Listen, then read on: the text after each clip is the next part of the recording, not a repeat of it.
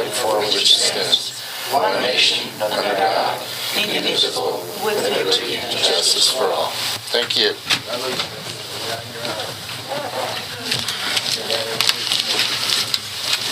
Okay, roll call. Mayor Orr, Here.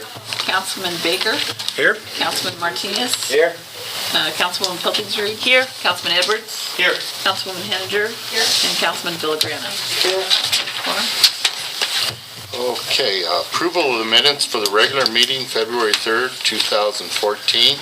I'll make a motion to approve regular the meeting of February 3rd, 2014, special meeting February the 5th, 2014, special meeting February the 10th, 2014. Second. Okay, we have first and second. Roll call, please. Baker. Aye. Pilkington. Aye. Martinez. Aye. Edwards. Aye. Villagrana. Aye. Henninger. Mayor Orr. Aye. 7 yeas. Okay, on the visitors, first one up is Paul, council.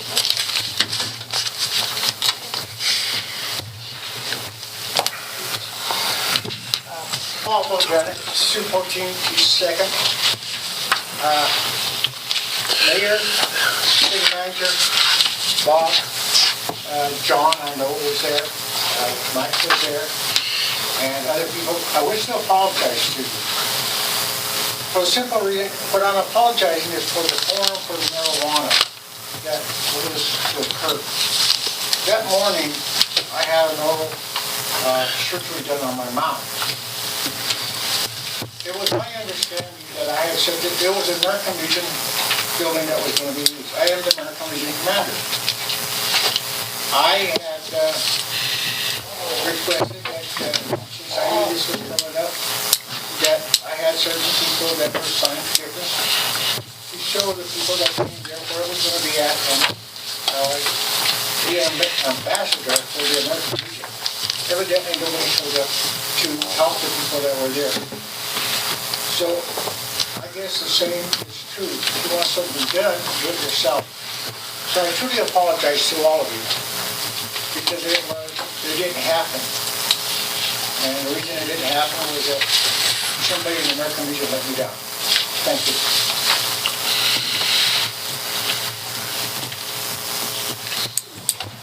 Okay, next we have Mike Vendetti.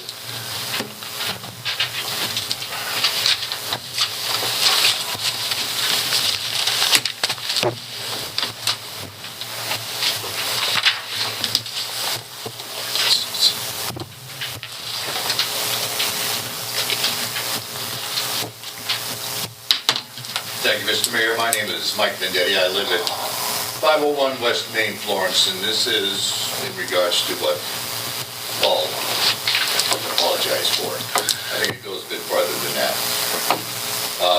I'd like to confirm some information I think I already knew, and some I'm not sure of. Good. On Tuesday, February 11th, I had lunch at the Florence Senior Center. And during the announcements, the person doing the announcements stated that Councilman Villagrana had come by that morning and asked them to announce a meeting about recreational marijuana at the Florence American Legion Post 25, Thursday, February 13th at 6:50 p.m. And someone stated that they asked Councilman Villagrana whether wasn't there bingo at the American Legion on Thursday nights. And I believe your answer was that yes, there was. Don't worry about it, because they would be doing the meeting downstairs. Is that correct? Sir, with all due respect, yes, that was correct.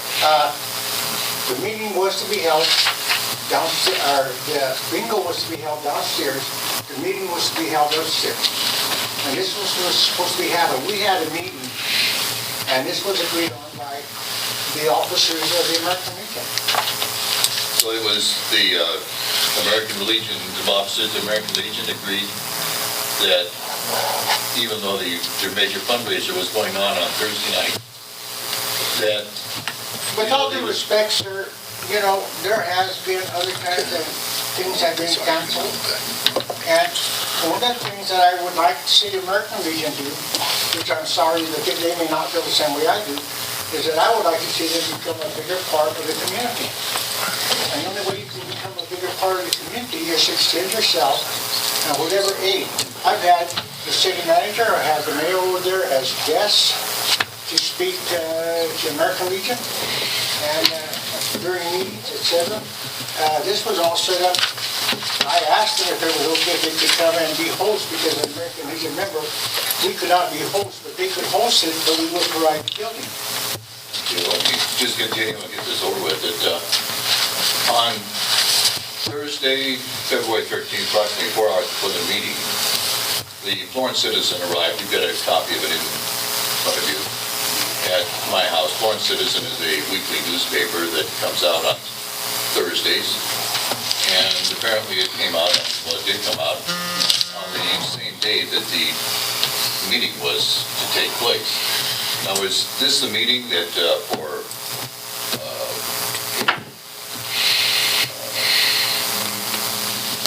bring citizens together to talk to city council people about the marijuana issue? No, it was a meeting for people to come and express their opinions about the issue. There was no, as far as I know, there was no format for it. So this was Allowing people to express their opinions, because really, in all honesty, I really feel that when I ran for city councilor, I got accused of having an agenda. Maybe I do have an agenda. So when I ran for city councilman, and you can look it up in Bob's newspapers, but I stated that number one, when an issue impacted all of the citizens of Florence, that I would do the best to try to notify of that issue. And number two, the other point that I made was that I would listen to people. I would talk to people. I would never turn anybody down as far as they want to express an opinion or concern to them. And that was the case in this. So you were the Legion spokesman that went to the, like, putting the paper. Mr. Vendetti, this is your opportunity to express any concerns that you may have to the city council as a whole. Okay. It's not really an opportunity to engage in a colloquy with any particular councilman. If you want to do that outside the scope of this meeting, that's fine. But what visitor section is for is to give you an opportunity to express your views to the council on whatever topic you desire to express them on. Okay. May Well, I add something? Is it okay to comment? Yeah. I understand there is some misunderstanding with in scheduling happened, nothing major, so you don't really need to argue about it. I don't think this is something that you have to become enemies about, to be honest. Thank you. I appreciate that, but I was just answering this question about what happened. well, yeah, I went, it's probably the wrong format to be asking questions. It's more maybe aimed at the council, but this was such a mess. I could not believe that a member of the city council would create such a mess that had me aware that it was the bingo night at the American Legion, that there would be a conflict, that there were probably better places to do this. And what happened was that the mayor, the city manager, myself, Councilman Hanger, Councilman Edwards, were left standing out there in front of the American Legion wondering what to do. And Just go home. That's it. Just let him talk and it just to really express it. seems to me that we've got a person on the city council that can't even manage a meeting, because, this happened at, understand that the manager, the bingo manager, called city manager Patterson sometime, asking to reschedule the meeting, and apparently the only way the meeting could be rescheduled was if Paul were to reschedule it. Is that correct? Well, yeah, it wasn't a council function. It wasn't a council function. He called me, I called Paul, but Paul was apparently in surgery, so that's what happened there. Okay, well, I'd just like to express my opinion that it was really a shoddy operation, Paul. And I don't know what the deal was, but it just doesn't look well on the city. So I will sit down and thank you very much. Thank you, and Your opinion is valuable, is anybody else's? Okay, we're going to move on to, is there any other visitors? Go ahead, come up and state your name and address.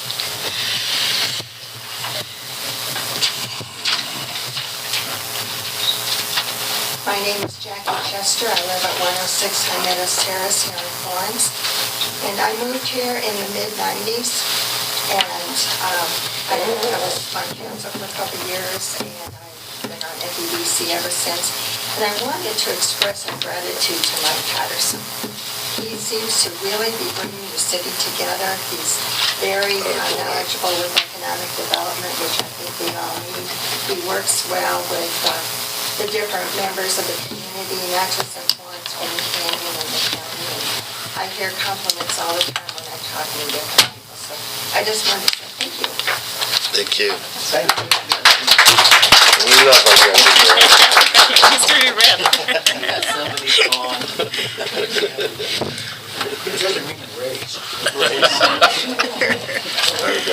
Did you pay her? Any other visitors? Okay. Old business, there's nothing in old business. New business, the first reading of ordinance 3-2014, extending the moratorium on recreational marijuana. Okay, this was the item that you, council, discussed in the last meeting. What this is, this extends the moratorium until September 30th. We need to have 2 readings for it to be in place before March 31st, when the last one expired. The direction that staff received, and more importantly, the city attorney received at the last meeting, was to prepare rules, but the council has made no decision as to whether or not they are going to, well, whatever the options are, we at this point, we don't know for sure whether it's going to go to a vote of the people, whether you're just going to say no or you're just going to say yes.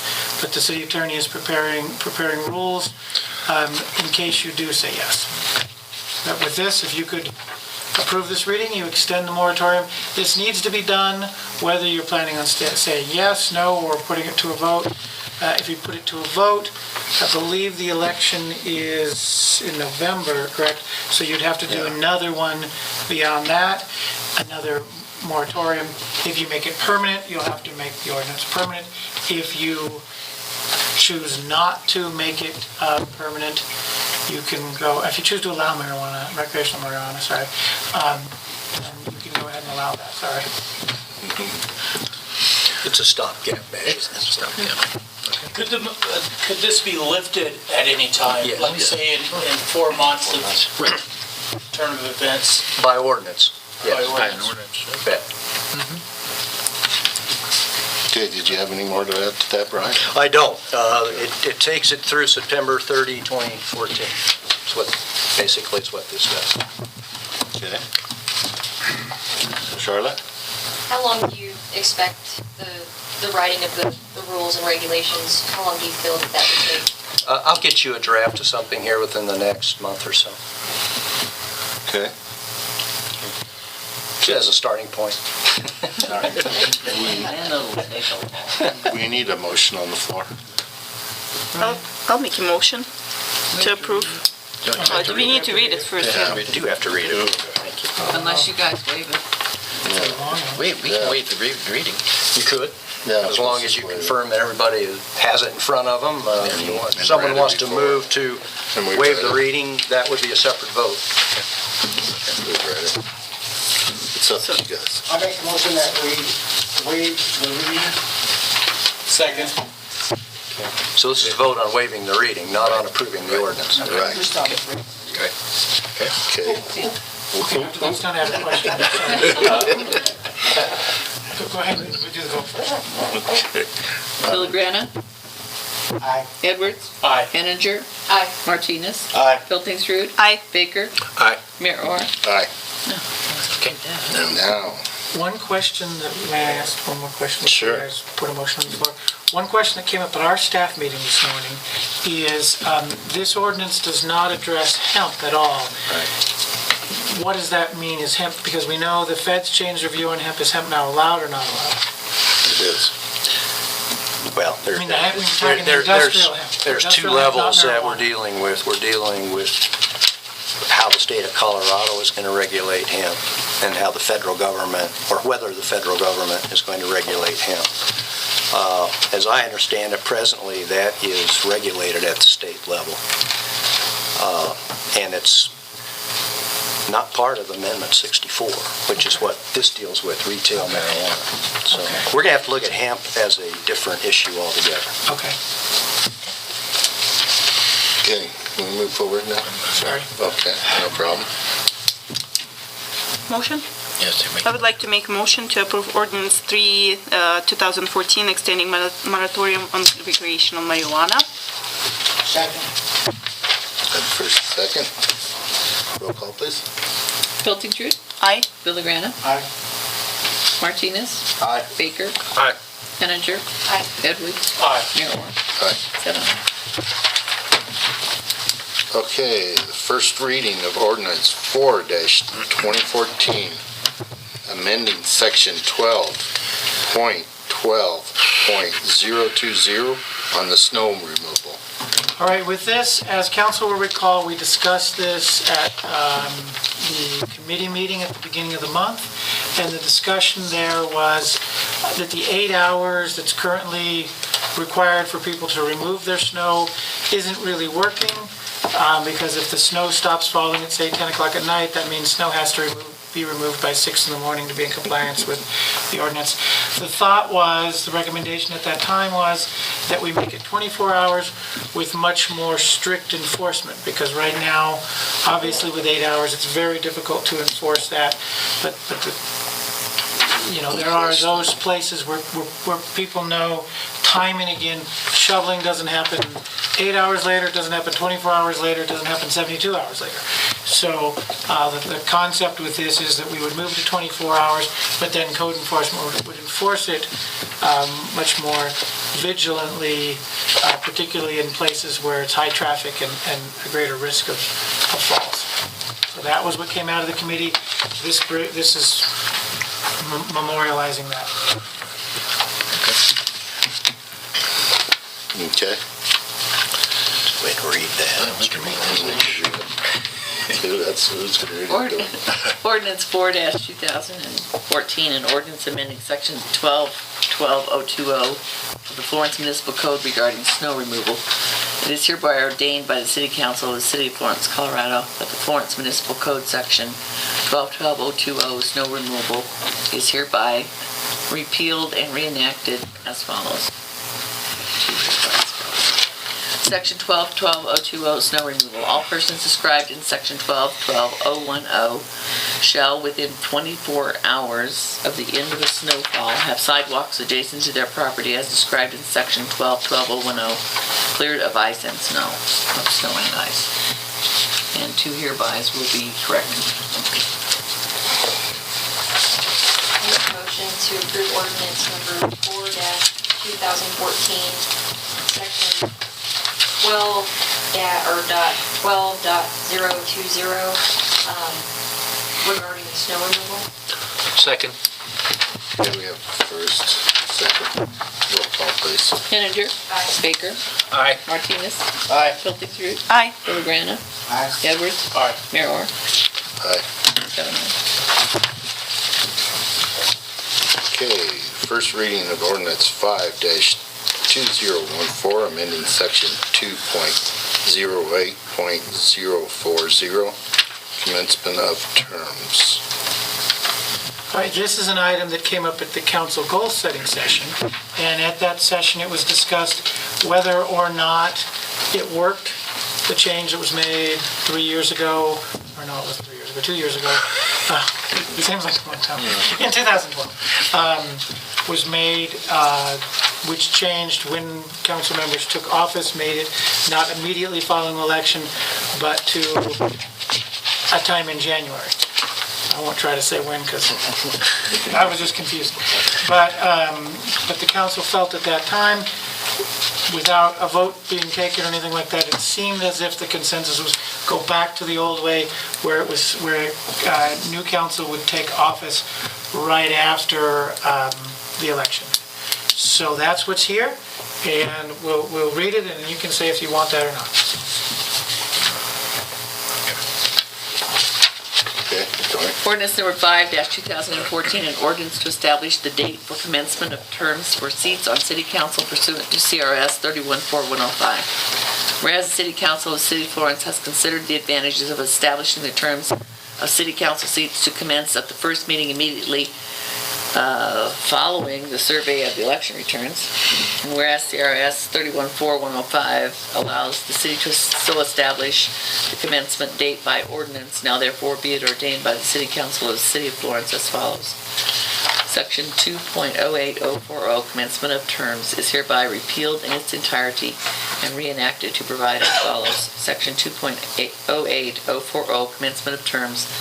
Following the regular municipal election, the term of all newly elected members of the city council, including the mayor, shall commence at the first meeting of the governing body immediately following the survey of election returns.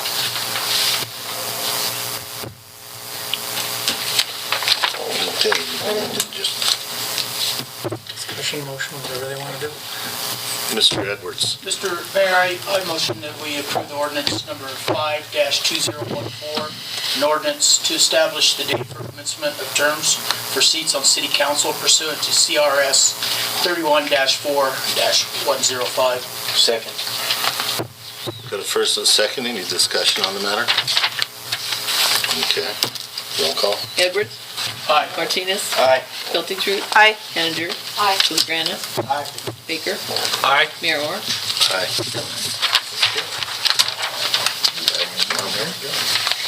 Back to the old way. Back to the old way. Goes around in circles. Okay, we have a pay request number 4 for the final payment of Avalanche Excavating for the North Reservoir Liner Project.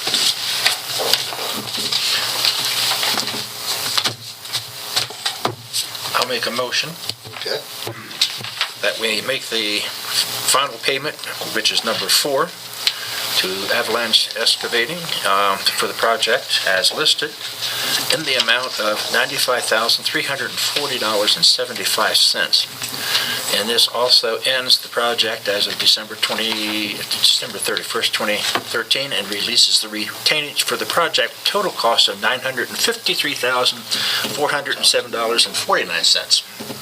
Second? we have a first and a second. Do we have discussion on this or anything through anyone? Is this advertised, Dory? Yes. And everything's up to Yes, it was the standards? 30-day notice.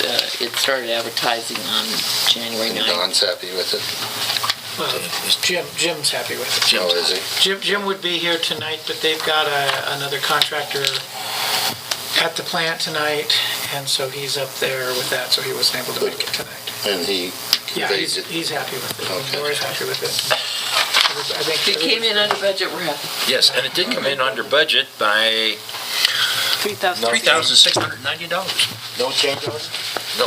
Yes, there were a number of change Yeah, orders. we approved them. Yeah. Okay.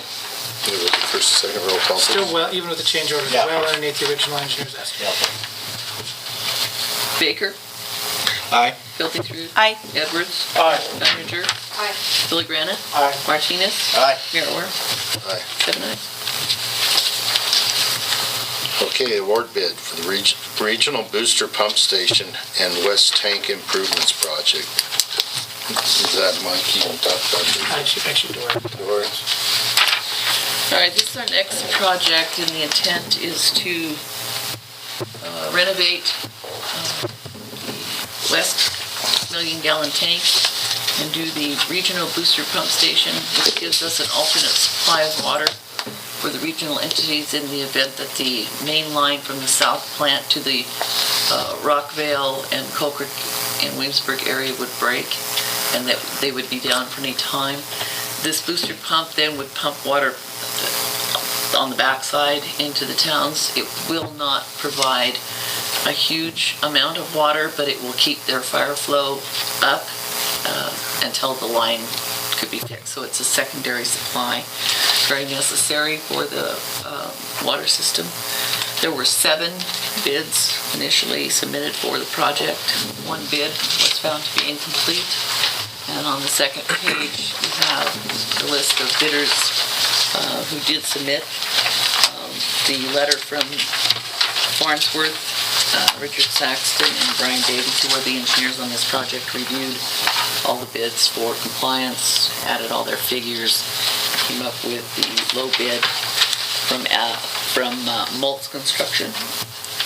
And Moltz has had 3 successful projects with the City of Florence. They have a lot of confidence in their abilities as contractors, and this being a substantial water project, recommends that Moltz get the bid for the tank and booster station for us.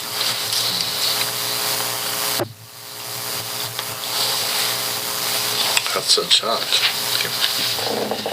The project, the total project was set up through the bond, with the bond money at $1.8 million. And with engineering and this bid right here, it would be $1.4 million, which gives us some leeway for change orders, which you never know. As soon as you open the ground, you never know.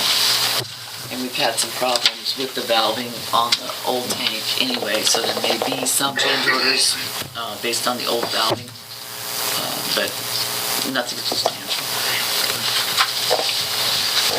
Mr. Edwards? Just in my past years, this just kind of educated me. Is there any way to put a limit on change orders, or we just have to kind of take them as they come and direct our attention to it as they come? Because I know, it's we don't know. And some things are put on by the state that, they find something. Answer that. Or do we just address that at a time that we have them?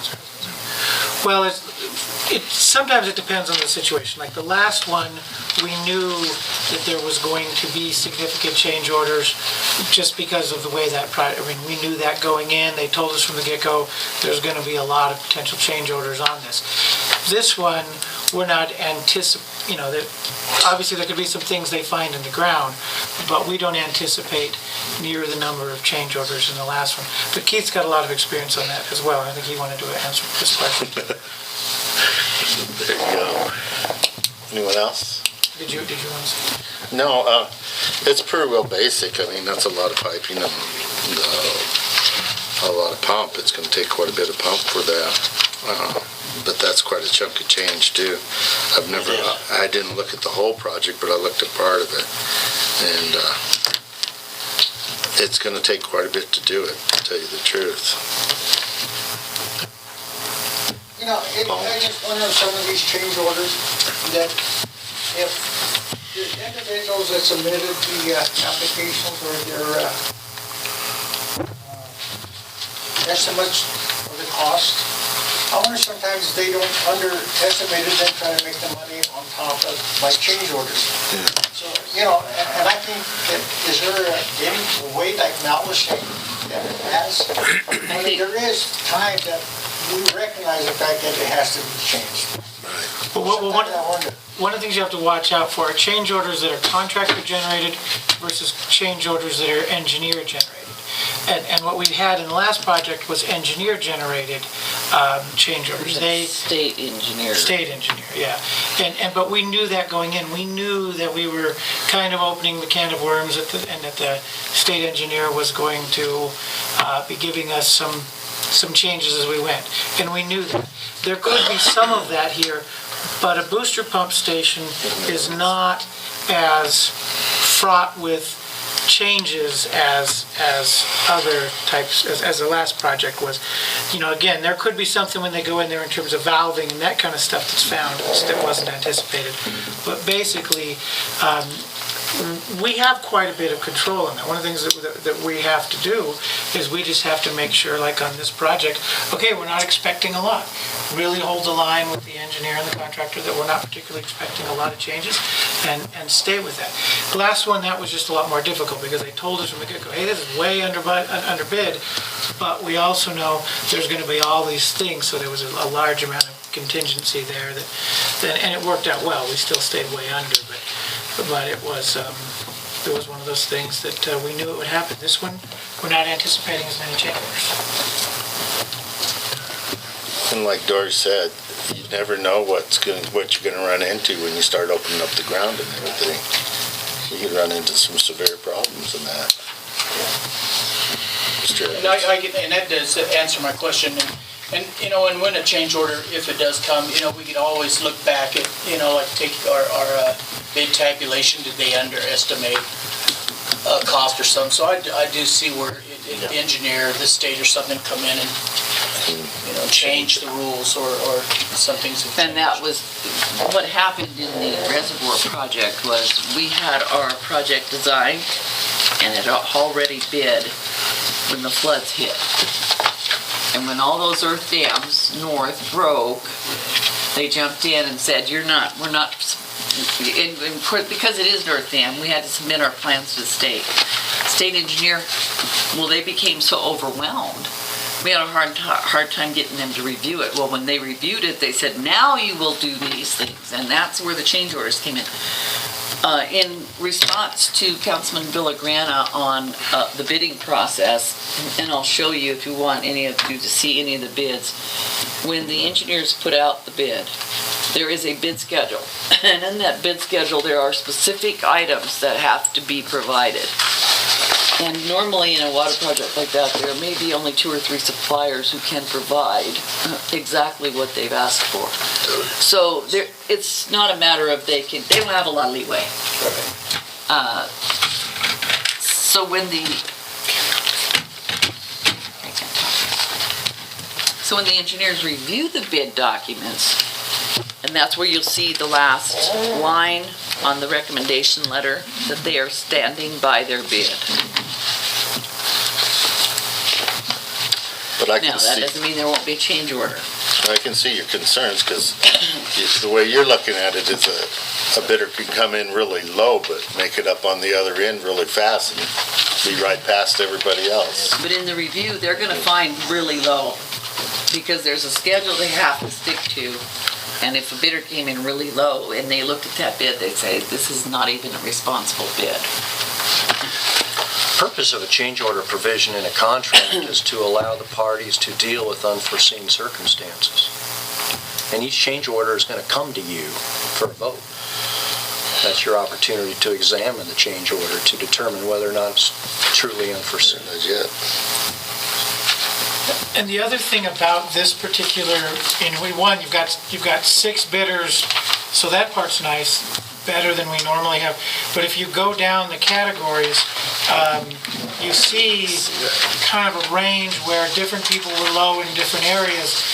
It's not just one contractor was low all the way across the board, so it makes it kind of nice. I think that gives us a little extra assurance compared to what you often see in bidding processes.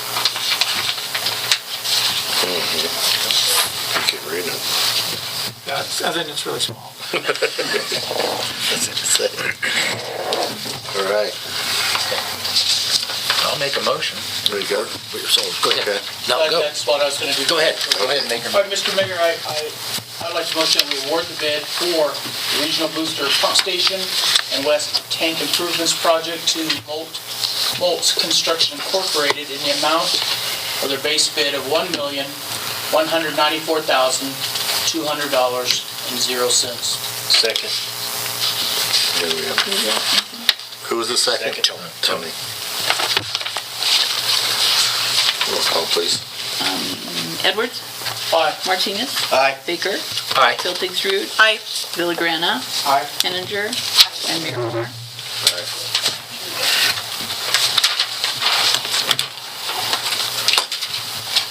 Okay, next we have, Now we have the engineering for Now we have the engineering. task order number 51, Farnsworth Group for construction inspection of the regional booster station and West Tank improvement. So another phase of it, though. Yes, you had Okay. originally approved a task order to Farnsworth for the design and bidding specification documents that we've just finished, and that was a 9,000, that was the 66,000. This is the construction administration and limited inspection of the project for $97,400. Now that The project, as we stated it in the bond issue, is 1.8 million. With the contract you just let, and the engineering, the previous engineering in this would take the project to 1.4 million. So that's still within that project money for this particular project. Okay, who's whistling?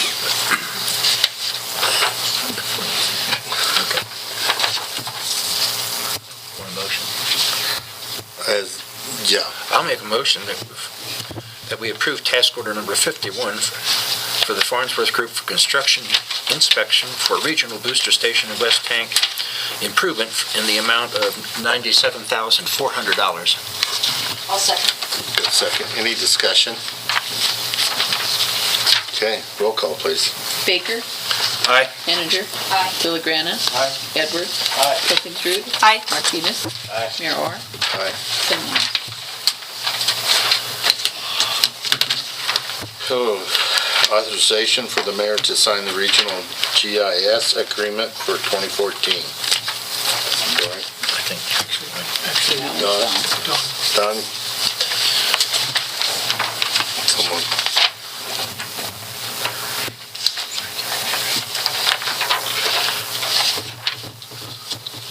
This is an annual exercise we do with the GIS Authority.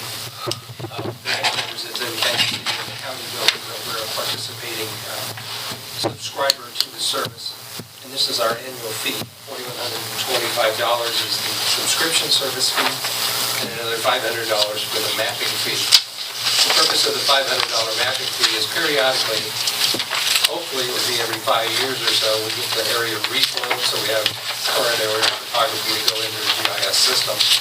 It hasn't been done for a few years, so the $500 will build up to help us pay for that. It's a community of interest, sewer district, the county, and the city. So this is an annual subscription. For this, we get several services. We haven't taken advantage of many of them, such as the training and other things that GIS can offer us. We haven't used it. It's available to us if we need it for this.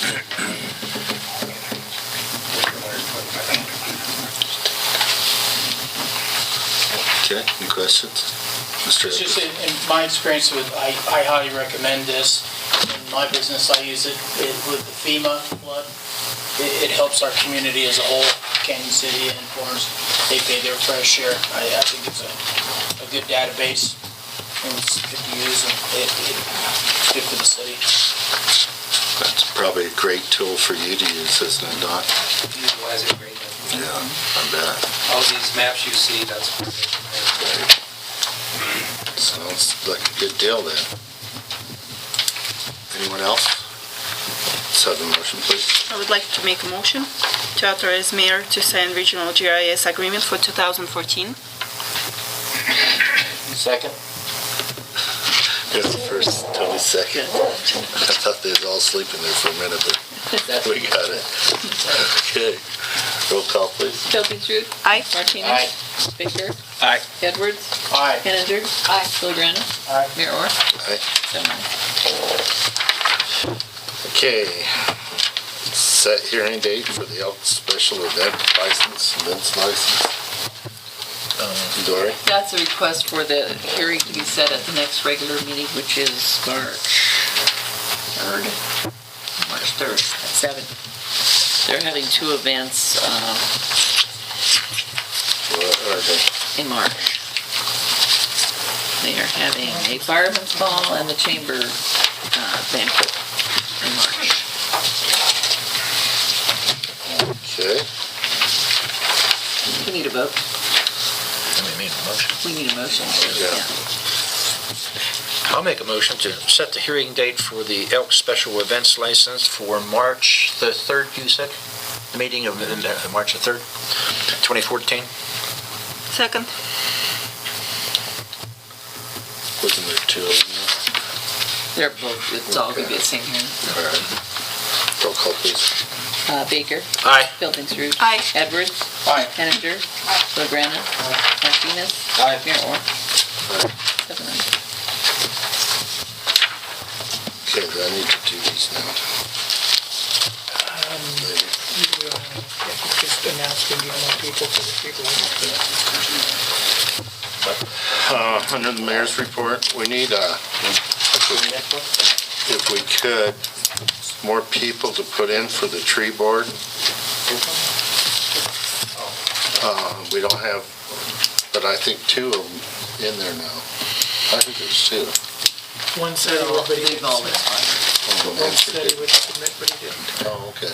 So we have 1 person, so if there's anyone interested in all the pretty trees, put in your name so you can be on the tree board. We just need 6 more people. Yeah. And 4. And that's important as part of our Tree City USA. Because we are Tree City USA. And that would help a lot. And next, we got committee reports. Larry wants to talk about a few things. Actually, it's not necessarily a committee report, but it's something that the city was involved. On Saturday, my wife and I, we attended the groundbreaking. It's on the front page here of the Daily Record here for the Habitat for Humanity housing project. And there was approximately maybe 20-25 of us there. And it's for the Brandon and Lindsay Witts, and they have a 17-month-old daughter. This property, this body here, we actually changed some zoning and so forth, the use of that property, and this is the first house that they're going to build on the property. And this home is going to be approximately 1,300 square feet. And their expected cost is between $80,000 and $85,000.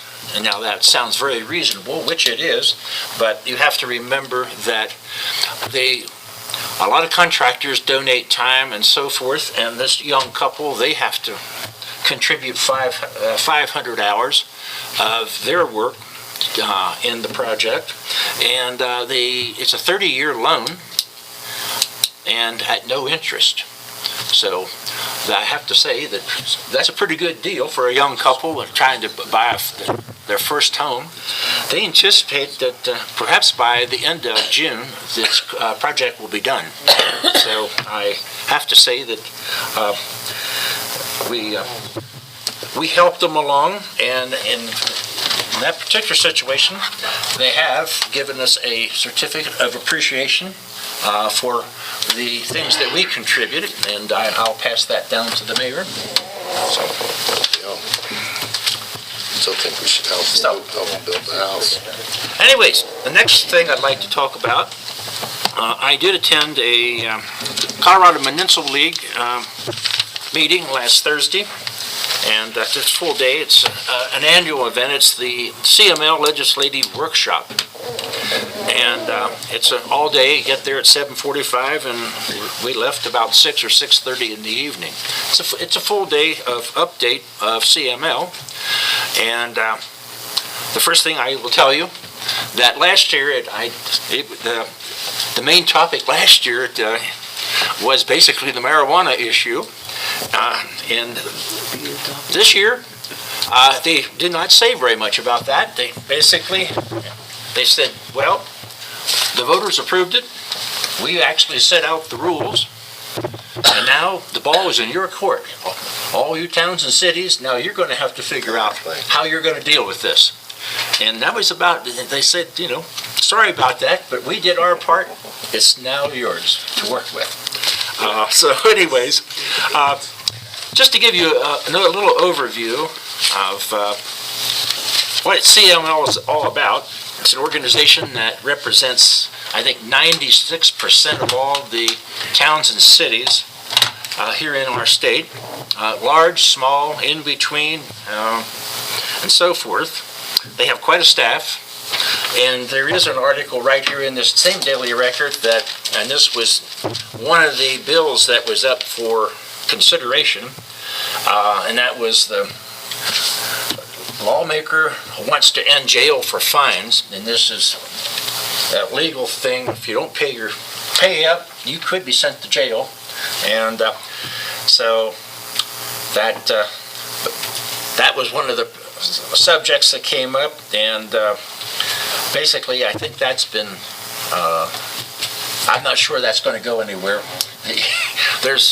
We did have some legislators there, and I don't know how far that's going to go. But that was just it was on the same page as this others. The other thing, one of the, I should tell you this. Actually, we have CML, we have 4 attorneys. They're registered lobbyists with the state, and while they're in session, they're attending committee meetings, et cetera, on a regular basis. And they do come at this particular meeting, they come back and report, and there were 35 different agenda items, and they actually reviewed these, and some of them, one that is kind of interesting was the hours of alcohol sales for on-premise consumption, and they were trying to extend that until 4:30 in the morning instead of 2 o'clock. Actually, I heard today that the person that was that actually put that up for consideration, she pulled it out because she didn't think it was going to fly. So, anyways, there were some 70 cities and towns that actually attended this affair, and so it is it is important that someone from the city attends. Now, I will say this, that probably the hot topic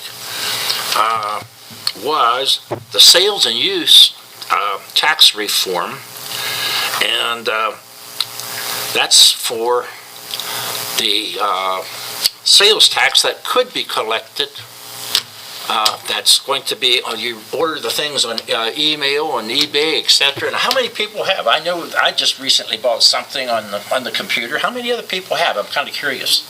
I mean, quite a few hands have gone up. Well, the concern about, and this concerns us, is